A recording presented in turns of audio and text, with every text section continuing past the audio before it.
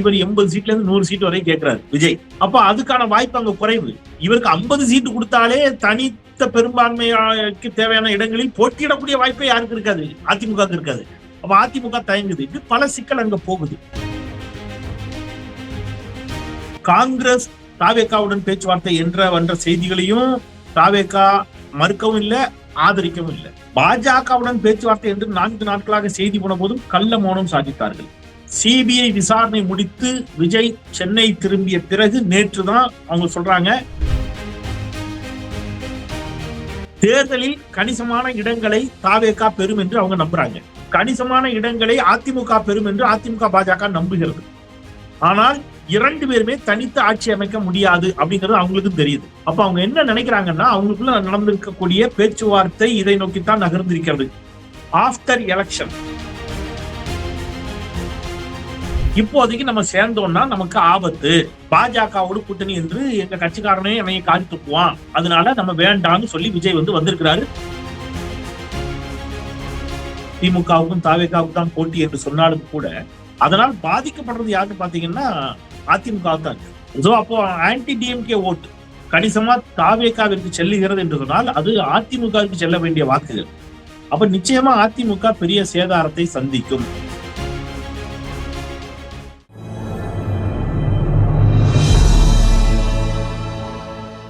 Tamil news நேயர்களுக்கு வணக்கம். இன்றைய சிறப்பு நேர்காணலில் நம்மோடு இருந்திருப்பவர் மூத்த பத்திரிகையாளர் திரு செந்தில்வேல் சார். சார் வணக்கம். வணக்கம் சார், எப்படி இருக்கீங்க சார்? நல்லா இருக்கு. எப்படி இருக்கீங்க? சிறப்பா இருக்கும் சார். சார், இப்போ தேர்தல் நெருங்கி கொண்டிருக்கக்கூடிய சமயத்தில் என்டிஏ தாவேகா கூட்டணி அமையாதது போல் நமக்கு தெரிய வருகிறது. தொடர்ந்து செய்திகள் கசியவிடப்பட்டு ஒரு பெரிய ஒரு ஹைப் கிரியேஷனா தாவேகாவுக்கு, எங்களை பாருங்க, காங்கிரஸ் நேற்று வரைக்கும் எங்களை அழைச்சிட்டு இருந்தாங்க, இப்போ என்டிஏ பாருங்க, எங்களோட நீங்க வந்தாதான் ஆட்சி மாற்றமே வரப்போகுதுன்னு சொல்லி எங்களுக்கு பாத்தீங்களா அவ்வளவு டிமாண்டுங்கிற அளவுக்கு இப்போது பேசு பொருளாகி ஓரளவுக்கு நீர்த்து போய்விட்டது அந்த கருத்து அப்படிங்கிற அளவுக்கு இப்போ வந்திருக்கிறது.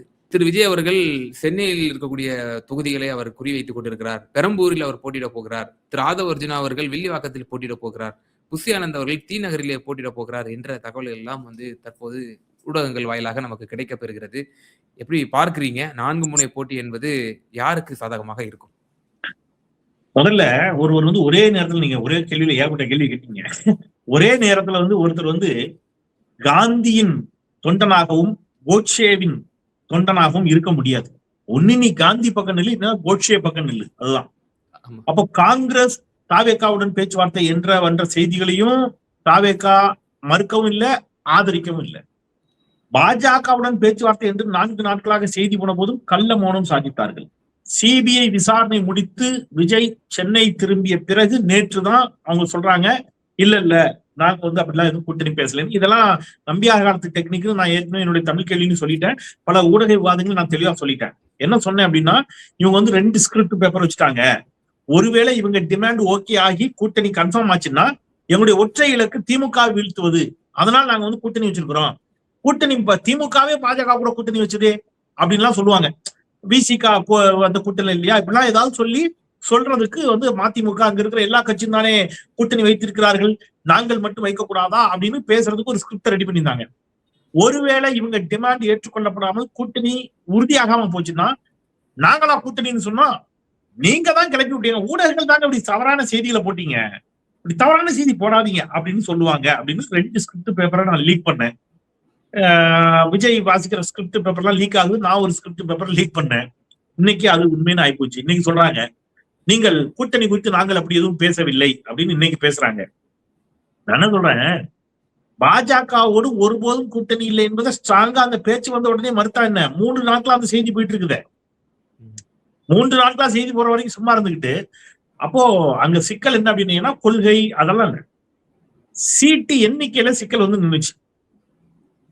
எடப்பாடி பழனிசாமி பின்னால ஒத்துக்கல. ஏன் அப்படின்னு கேட்டீங்கன்னா, இவர் 80 சீட்ல இருந்து 100 சீட் வரை கேட்கிறாரு. யாரு? விஜய். ஆமா, விஜய் 80 சீட்ல இருந்து 100 சீட்டாவது வந்தா அதை பத்தி யோசிக்கலாங்கிற இடத்துக்கு நடுறாங்க. அப்ப அதுக்கான வாய்ப்பு அங்க குறைவு. இவருக்கு 50 சீட்டு கொடுத்தாலே தனித்த பெரும்பான்மைக்கு தேவையான இடங்களில் போட்டியிடக்கூடிய வாய்ப்பே யாருக்கு இருக்காது, அதிமுக இருக்காது. அப்ப அதிமுக தயங்குது. இப்படி பல சிக்கல் அங்க போகுது. இப்ப நான் உங்க சேனல்ல சொல்றேன், இதை குறிச்சு வச்சுக்கோங்க. அவங்க சொன்னது இதுதான். அவங்க என்ன நம்புறாங்கன்னா, விஜய் தரப்பும் அதிமுக பாஜக தரப்பும் என்ன நம்புதுங்கிறத நான் தமிழ் கேள்வியில கூட பேசுறேன். முதல் முறையா உங்களுக்கு தான் அதை சொல்றேன். தேர்தலில் கணிசமான இடங்களை தாவேகா பெறும் என்று அவங்க நம்புறாங்க.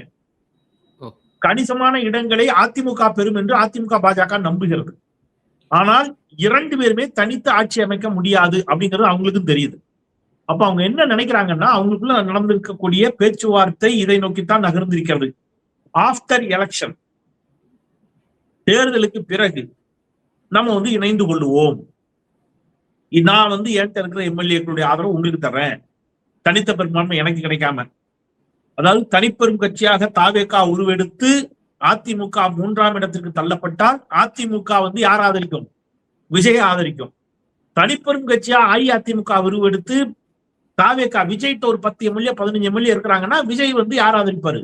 அதிமுக பாஜகவை தேர்தலுக்கு பிறகு ஆதரிப்பார். இப்போதைக்கு நம்ம சேர்ந்தோம்னா நமக்கு ஆபத்து, பாஜகவோடு கூட்டணி என்று எங்க கட்சிக்காரனே என்னைய காரி துப்புவான், அதனால நம்ம வேண்டாம்னு சொல்லி விஜய் வந்து வந்திருக்கிறாரு. தேர்தலுக்கு பிறகான ஒரு கூட்டணிக்கு அவர் தயாராகி விட்டார். ஆனா அதுக்கு ஜெயிச்சு எம்எல்ஏ வரணும்ல. எம்எல்ஏ இருந்தா நீங்க போய் தேர்தலுக்கு பிறகு ஆதரிப்பீங்க. அதுவும் உங்க கட்சிக்கு வரப்போவது இல்லை. எனவே அந்த கனவும் நடக்க போவதில்லை. ஒரு கற்பனையான ஒரு வாதமா இது வந்து பார்க்கப்படாதா? ஏன்னா தேர்தலுக்கு பிந்தி வந்து, அதாவது தேர்தலுக்கு பிந்தி தாவேகா வந்து இது ஒரு கூட்டணியை அமைக்கலாம் அப்படின்ற மாதிரியான ஒரு நிலைப்பாடு எடுக்கும் பட்சத்துல, முதல்ல விஜய்க்கு அவருக்கு சீட் கன்வர்ஷன் கெப்பாசிட்டி இருக்கா?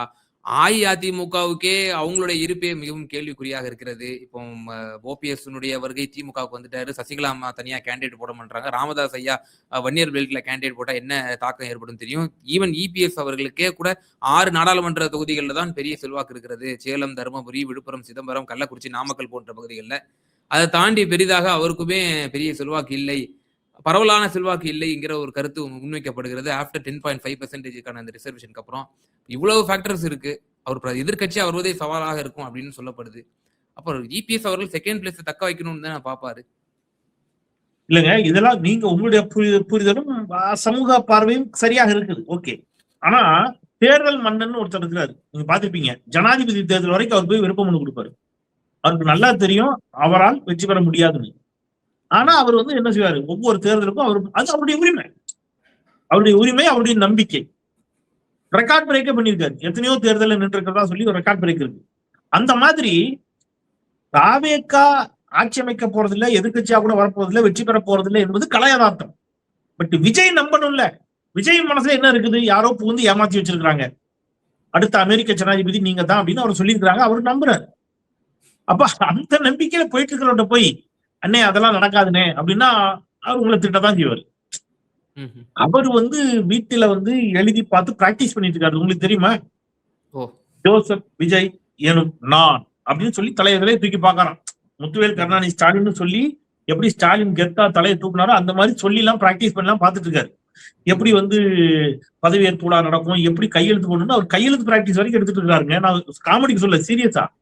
அவர் அப்படி யாரும் நம்ப வச்சிருக்கிறாங்க. அவர்கிட்ட போய் நீங்க வந்து இது நடக்காதுன்னு சொன்னீங்கன்னா அப்ப நம்ப மாட்டாரு. அப்ப கடைசியா என்ன சொன்னாங்க, ஒருவேளை உங்களுக்கு ஆட்சி அமைப்பதற்கு ஒரு 5 சீட் குறையுதுன்னா நாங்க உங்களுக்கு ஆதரவு கொடுக்குறோம் அப்படின்னு பாஜக சொல்லுது. ஓகே, அதை நம்ம பார்க்கலாம். அதே மாதிரி ஒருவேளை நீங்க ஒரு 10 சீட்டு தான் ஜெயிக்கிறீங்க, 5 சீட்டு தான் ஜெயிக்கிறீங்க, எங்களுக்கு தேவைப்பட்டுச்சுன்னா நீங்க ஆதரவு கொடுக்கணும்.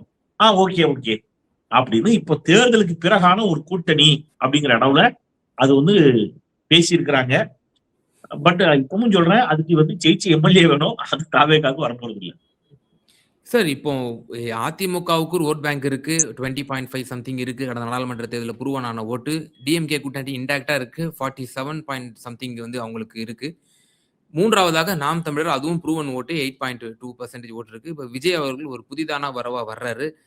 அவர் வாங்கக்கூடிய ஒவ்வொரு வாக்குமே இருக்கக்கூடிய வாக்குகள் தான் அவர் பெற போகிறார். அது திமுகவிலிருந்தும் இருக்கலாம், அஇஅதிமுகவிலிருந்தும் இருக்கலாம், நாம் தமிழரிலிருந்தும் இருக்கலாம்.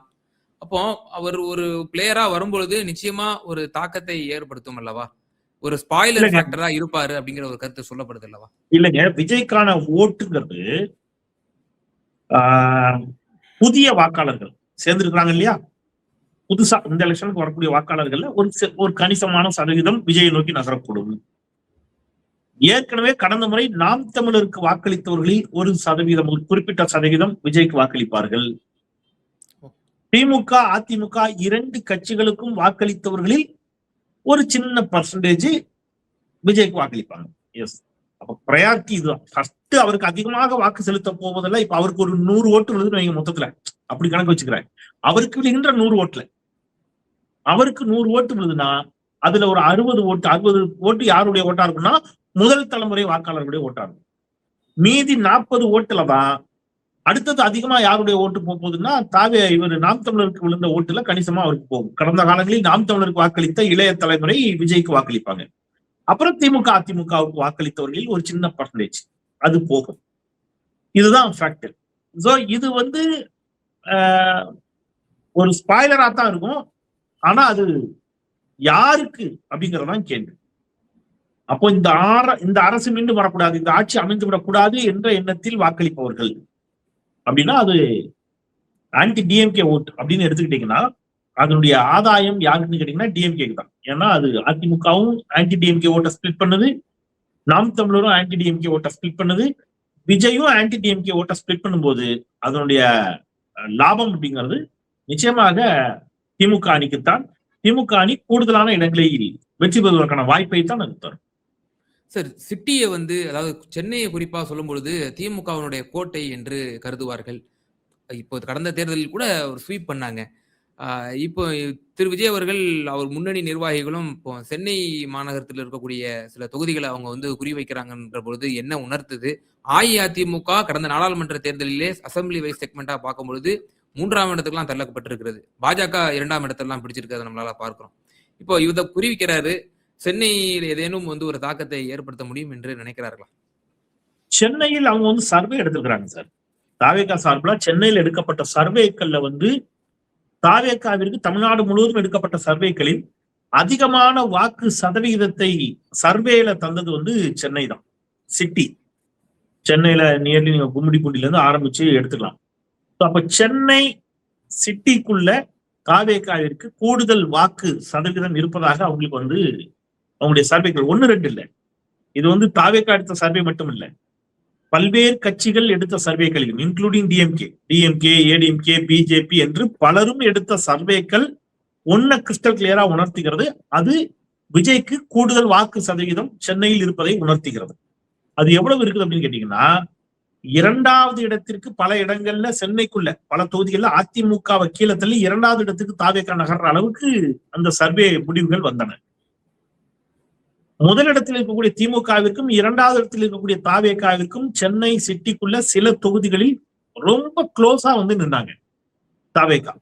எனவே அந்த நம்பிக்கையில அவங்க என்ன செய்யறாங்க, சென்னையில கான்சென்ட்ரேட் பண்றாங்க. சென்னையில தலைவர்கள் போட்டியிடுகிறார்கள், எப்படியாவது வெற்றி பெற்று எம்எல்ஏ ஆகணும் அப்படிங்கிற நம்பிக்கையில அது அவங்களுடைய ஸ்ட்ராட்டஜி. அது நம்ம ஒன்னும் கொஸ்டின் பண்ண முடியாது. அது எல்லா கட்சிகளுக்கும் இருக்கக்கூடிய உரிமை தாவேகாவுக்கும் இருக்கிறது. ஆனால் இந்த சர்வே எல்லாம் எப்ப எடுக்கப்பட்டது அப்படின்னு கேட்டீங்கன்னா அவருடைய தனிப்பட்ட வாழ்வில் ஒரு சிக்கல் ஏற்பட்டுச்சு இல்லையா, அவருடைய குடும்பத்திற்குள் ஏற்பட்ட சிக்கல், அவரோடு பல ஆண்டுகள் வாழ்ந்து அவருடைய மனைவி வைத்த கடும் குற்றச்சாட்டுக்கள், அதன் பிறகு அவர் செல்வி த்ரிஷா அவர்களோடு அவர் ஒரு பொது நிகழ்ச்சிக்கு திருமணத்திற்கு வந்த பிறகு அது ஏற்படுத்திய தாக்கங்கள், விவாதங்கள், இது கணிசமா கொஞ்சம் அவருடைய பர்சன்டேஜ் ஆஃப் ஓட்ஸை டிக்ரீஸ் பண்ணியிருக்குது. இது என்னுடைய கருத்து அல்ல. CNN நியூஸ் 18 நேற்று ஒரு கருத்து கணிப்பு வெளியாச்சு. அதுல இதை பத்தி கேட்கிறாங்க. இதை பத்தி கேட்கின்ற பொழுது அவருடைய தனிப்பட்ட வாழ்க்கையில் ஏற்பட்ட அவர் சந்தித்த இந்த குற்றச்சாட்டு என்பது அவர் மீதான வாக்கு சதவீதத்தை கணிசமா குறைச்சிருக்குது. அது பெரிய அளவுல அடி வாங்கிருக்கு, கணிசமா இல்ல பெரிய அளவுல அடி வாங்கிருக்கு. அப்போ இதெல்லாம் ஒரு சிட்டியில இருக்கிறவங்க ஒரு மாற்றம் வரட்டுமே, புதுசா ஒருத்தர் வராரு அப்படின்னு நினைச்சிருக்கலாம். ஆனால் அவர் மீது அடுக்கடுக்காக வரக்கூடிய குற்றச்சாட்டுகள், அவர் நடந்து கொள்ளக்கூடிய முறை, இதெல்லாம் பார்க்கின்ற பொழுது சர்வேல அதே பர்சன்டேஜ் போலாகுமான ஆகாது. ஒண்ணு. இன்னொன்று, தேர்தல் பக்கத்தில் வருகின்ற பொழுது ஏற்கனவே அந்த தொகுதியில் இருக்கக்கூடிய எம்எல்ஏ, அமைச்சர், கவுன்சிலர் என்று அந்த மக்களுக்கு பல்வேறு உதவிகளை அவங்க செஞ்சிருப்பாங்க. ஒரு பெருமழை வெள்ள காலகட்டத்தில் அவங்களோட நின்றுப்பாங்க, கொரோனா பேரிடரின் போது அவங்களோட நின்றுப்பாங்க. அவங்களுக்கு ஒரு டெத் சர்டிஃபிகேட் எடுத்து கொடுக்கறது, பெர்த் சர்டிஃபிகேட் எடுத்து கொடுக்கறது, அவங்க வீட்டுல கல்யாணம், சடங்கு, நல்லது, கெட்டது எல்லாத்துக்கும் போய் நின்று அரசியல்வாதிகள் இருப்பாங்க. தாவேக்கா அதை செய்யல. அப்ப அவங்க வந்து நம்ம எல்லாம் எவ்வளவு பொண்ணு முன்னா பழகிருக்கோம், எல்லா நல்லது கெட்டதுலயும் ஒண்ணா நின்று இருக்கிறோம் என்று சொல்லிக்கிட்ட பொழுது கடைசி நேரத்தில் அதுல ஒரு ஸ்வீப் இருக்கும், மாறும், சேஞ்ச் ஆகும். சோ இது எல்லாம் பாத்தீங்கன்னா இவங்களுக்கு காட்டிய அதே சர்வே முடிவுகள் போல் ஆகுமானா நிச்சயமா ஆகாது. அப்ப அதுலயும் கண்டிப்பாக அவங்க வெற்றி வாய்ப்பெல்லாம் அவங்களுக்கு சென்னையிலயும் இல்லைங்க. அது பெரிய அளவுல கிடையாது. ஆனா கம்பேரிட்டிவ்லி மற்ற தொகுதிகளை விட இன்னும் கொஞ்சம் வாக்கு சதவீதம் அதிகமாக வாங்கக்கூடும். ஆனால் வெற்றி வாய்ப்பை நோக்கி அது இட்டு செல்லாது. அவங்க சென்னையை குறிவைப்பதற்கு காரணம் இந்த சர்வே முடிவுகள். சர்வே முடிவுகள் அப்படியே தேர்தல் வாக்கு எண்ணிக்கை முடிவுகளில் பிரதிபலிக்காது. ஏற்கனவே பலவீனப்பட்டிருக்கக்கூடிய அஇஅதிமுகவை இவர்களுடைய வரவு சென்னை அந்த இருக்கக்கூடிய பகுதிகளில் மேலும் அது அஇஅதிமுக வாக்கு வங்கிக்கு பலவீனம் அடையும் என்று நீங்க கருதுறீங்களா? அதிமுகவுக்கும் தாவேக்காவிற்குமான போட்டி அப்படிங்கிறது கடுமையா இருக்கு களத்துல. அதாவது இவங்க திமுக டிஎம்கே டிவிகே, திமுகவுக்கும் தாவேக்காவுக்கும் தான் போட்டி என்று சொன்னாலும் கூட அதனால் பாதிக்கப்படுறது யாருன்னு பாத்தீங்கன்னா அதிமுக தான் இருக்கு. அப்போ ஆன்டி டிஎம்கே ஓட்டு கணிசமா தாவேக்காவிற்கு செல்லுகிறது என்று சொன்னால் அது அதிமுகவிற்கு செல்ல வேண்டிய வாக்குகள். அப்ப நிச்சயமா அதிமுக பெரிய சேதாரத்தை சந்திக்கும். அதான் நான் தொடக்கத்திலே சொன்னேன், விஜயால் பெரும் சேதாரம் யாருக்குன்னு கேட்டீங்கன்னா நாம் தமிழருக்கு இருக்கக்கூடும். அது நான் யூகிக்கிறேன். தேர்தல் முடிவுகள் நம்ம பார்ப்போம். நாம் தமிழருக்கும் அஇஅதிமுகவிற்கும் நிச்சயமா அதிமுகவிற்கு வெற்றி வாய்ப்பை பல இடங்களை தவற விடுவாங்க. நாம் தமிழருக்கு வாக்கு சதவீதம் குறையும். சோ இந்த ரெண்டும் தான் அவருடைய விஜயனுடைய வருகையால் நடக்க போகுது. அதுவும் இந்த ஒரு எலெக்ஷனுக்கு தாங்க. இந்த எலெக்ஷன் முடிந்த பிறகு நிச்சயமாக இந்த தேர்தலில் திமுக மிகப்பெரிய வெற்றியை பெறும். ஸ்டாலின் மீண்டும் முதலமைச்சர் ஆவார். அதன் பிறகு தாவேகா என்ன செய்யும்? சரிவு காலம் தான் தாவேகாவிற்கு. அடுத்த 2 ஆண்டுகள்ல நாடாளுமன்ற தேர்தல் வரும். நாடாளுமன்ற தேர்தலில் நீங்க யாரை எதிர்க்கணும்? ஏன்னா இப்ப கேட்கும்போது என்ன சொல்லிட்டீங்கன்னா நடப்பது சட்டமன்ற தேர்தல், இதுலயே நாங்கள் மோடியை எதிர்க்கணும்னு கேட்டீங்க. இப்ப நாடாளுமன்ற தேர்தல் வரும்போது நீங்க யாரை எதிர்ப்பீங்க? மோடியை கட்டுமே எதிர்த்தே ஆகணும். அப்ப தெரியும் விஜயனுடைய முகம், உண்மை முகம் என்னன்னு. அதுல விஜயனுடைய அரசியல்ங்கிறது இந்த தேர்தலுக்கு அப்புறம் எவ்வளவு தூரம் போகுங்கிறத நம்ம பொறுத்து தான் பார்க்கணும். ஒருவேளை இந்த தேர்தலுக்கு பிறகு அவர் தோல்வி அடைவார், நிச்சயமா தோல்வி அடைவார்.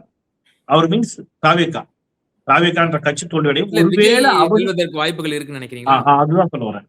அவர் தனிப்பட்ட முறையில அவர் வெல்வதற்கு ஒரு பெரும் போராட்டத்தை நடத்தணும்.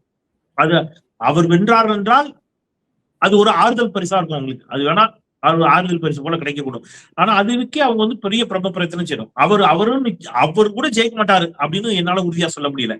ஒருவேளை அவர் வெற்றி பெற்றால் அது ஒரு ஆறுதல் பரிசா இருக்கும். ஆனா அதுக்கே அவங்க கடுமையா உழைக்கணும். அதுவும் எதிரில் இருக்கக்கூடிய வேட்பாளர் யாரு, திமுக சார்பா யாரை இறக்குறாங்க, அவங்க அந்த தொகுதியில எவ்வளவு நம்பிக்கைக்குரியவங்களா இருக்கிறாங்க, அவங்க வந்து எவ்வளவு டஃப் ஃபைட்டை கொடுக்குறாங்களோ பொறுத்து. ஒருவேளை எதிரில வலுவான வேட்பாளர் இறங்கி கடும் போட்டியை கொடுத்தாங்கன்னா அதுவுமே அந்த ஆறுதல் பரிசுமே கிடைக்குமாங்கிறது டவுட் தான். சோ இது ஒரு பக்கம். தேர்தல் முடிவுகளுக்கு பிறகு இப்ப ஒருவேளை அவர் மட்டும் வெற்றி பெறான்னு வைங்க, சட்டமன்றத்துக்கு போய் சட்டமன்றத்தில் ஆக்கப்பூர்வமான ஒரு எதிர்கட்சி எம்எல்ஏவாக ஆளுங்கட்சியை நோக்கி கேள்வி எழுப்பணும், சண்டை போடணும். விஜய் செய்வாரா? சத்தியம் பண்ணி சொல்ற மாட்டாரு, சத்தியமா மாட்டாரு. சரி, அவருமே தோத்துட்டாரு, மக்கள் மன்றத்துக்கு வரணும். அடுத்த ஆட்சி கட்சியாக மீண்டும் திமுக நிச்சயமாக வரப்போகிறது. அப்போ ஆட்சி கட்சிக்கு எதிராக பிரச்சனைகளை சுட்டிக்காட்டி மக்களோடு மக்களாக நின்று அவங்க கண்ணீர், அவங்க சுக துக்கத்துல பங்கெடுத்து ரோட்டில் நின்று அவங்களோட நின்று அவங்களுக்கான உரிமைகளை பெற்றுத் தருவதற்கு போராடணும். வருவாரா? மாட்டாரு. நமக்கு எப்படி? நமக்கு தான் வேர்வை ஆகாத, வேர்க்கவே கூடாது. எவனா செத்து போயிட்டான்னா கூட அவன் டெட் பாடி எடுத்துக்கிட்டு பனையூருக்கு போக வேண்டியிருக்கு. தலைவா தொண்டன் செத்துட்டான், இந்த வா தலைவா ஒரு மாலை மட்டும் வச்சு அனுப்பு, நாங்க தூக்கிட்டு போறோம் பாடியும் தூக்கிட்டு போற நிலைமையில தான் இருக்குது. நம்ம எங்கேயும் போறதில்லை, யாரையும் பார்க்கறதுல, எந்த மக்கள் பிரச்சனையும் நிற்கிறது இல்லை. அப்போ அரசியல் எதிர்காலம் என்ன ஆகும்? சூனியமாகத்தான் இருக்கும். சார், இறுதியான ஒரே ஒரு கேள்வி சார். இப்போ நம்ம மாண்புமிகு முதலமைச்சர் வெல்வோம் 200 படைப்போம் புது வரலாறு என்ற தாரக மந்திரத்தை தொடர்ந்து முழங்கிட்டு வர்றாங்க. நீங்களும் அதுக்கு பல காரணங்கள் சொல்லிட்டு தான் வர்றீங்க. கூட்டணி, அரித்மெட்டிக் இதெல்லாம் தாண்டி செயல் திட்டங்கள் நிச்சயமாக மக்கள் மத்தியிலே சென்றடைந்திருக்கிறது. பயனர்கள் நிச்சயமாக திமுகவுக்கு தான் வாக்களிப்பார்கள் என்ற ஒரு விவகாரத்தை சொல்லிட்டு வரீங்க. இப்போ தேர்தல் இன்னும் 15 நாட்கள் இருக்கின்றன வேட்புமனுக்கு. கூட்டணிகள் முன்ன பின்ன ஆகலாம். இன்னும் சீட் ஷேரிங் கூட இன்னும் ஃபைனலைஸ் ஆகல. ஸோ இந்த இலக்கை திமுக அடைந்துவிடும் என்று நீங்கள் கருதுகிறீர்களா? ஆஸ் அ சீனியர் ஜர்னலிஸ்ட் எப்படி பார்க்குறீங்க? நிறைவான கருத்து. இல்லங்க. இன்னைக்கு நான் சொல்றது இன்னைக்கு இருக்கிற தேதி நிலவரப்படி மட்டும் சொல்றேன். இன்னைக்கு 17ஆம் தேதி நம்ம இதை ரெக்கார்ட் பண்றோம். இன்னைக்கு தேதிக்கு சொல்றேன். மார்ச் 17 பிற்பகல் 2 மணி. இப்ப இந்த டைம் வச்சுக்கோங்க. 1:56 எக்ஸாக்டா. இந்த நேரத்தின் அடிப்படையில நான் சொல்றது அப்படின்னா திமுக அணி 160 இடங்களுக்கு மேல் வென்றால் ஆச்சரியம் இல்லை. அது 180 தொட்டா வந்து ஓகே, எதிர்பார்த்ததுதாங்க. 160ல இருந்து 180 இடங்கள். சரிங்களா? நிச்சயமாக அந்த 160, 180 அணியாக திமுக அணியாக 160, 180 அவங்க வந்து கிராஸ் பண்ணிடுவாங்க அப்படின்னு தான் எனக்கு தோணுது. தேர்தல் ஒரே நாள்ல எவ்வளவு என்ன மாற்றங்கள் வேண்டுமானாலும் ஏற்படலாம். ஒருவேளை பெரிய அப்படி இமாலய மாற்றங்கள் ஏதேனும் ஏற்பட்டால் அதுல தாக்கம் ஏற்படக்கூடுமே தவிர 160, 180 நோக்கி இந்த அணி நிச்சயம் நகரும். திமுக 160, 180 அப்படிங்கிறது அணியாக அவங்க வந்து அதை கிராஸ் பண்ணாங்கன்னா ஆச்சரியப்படுறதுக்கு ஏதும் இல்லை அப்படிங்கிறதுல நான் வந்து உறுதியா இருக்கிறேன். 200 அணியாக தனித்தல் அணியாக 200 அவங்க நெருங்கினால் உள்ளபடியே அது வந்து ஸ்டாலின் அவர்களுக்கு கிடைத்த ஒரு பெரிய வெற்றி. அவருடைய நிர்வாக திறமைக்கு, அவர் தீட்டிய திட்டங்களுக்கு, அவர் மீது மக்கள் வைத்திருக்கக்கூடிய அளப்பரிய நம்பிக்கைக்கு சான்றாக அது இருக்கக்கூடும். அப்படின்னா அவர் வந்து அரசியலை மிகச்சரியாக புரிந்து சரியாக கணித்து வைத்திருக்கிறார் தமிழ்நாட்டு மக்களையும் என்பதை அதன் வழியாக நாம் புரிந்து கொள்ளணும். நிச்சயமா சார். பல்வேறு விவகாரங்கள்ல எங்க நேயர்களுக்கு ரொம்ப தெளிவா உங்களோட கருத்துக்களை பகிர்ந்தீங்க. மிகுந்த நன்றி.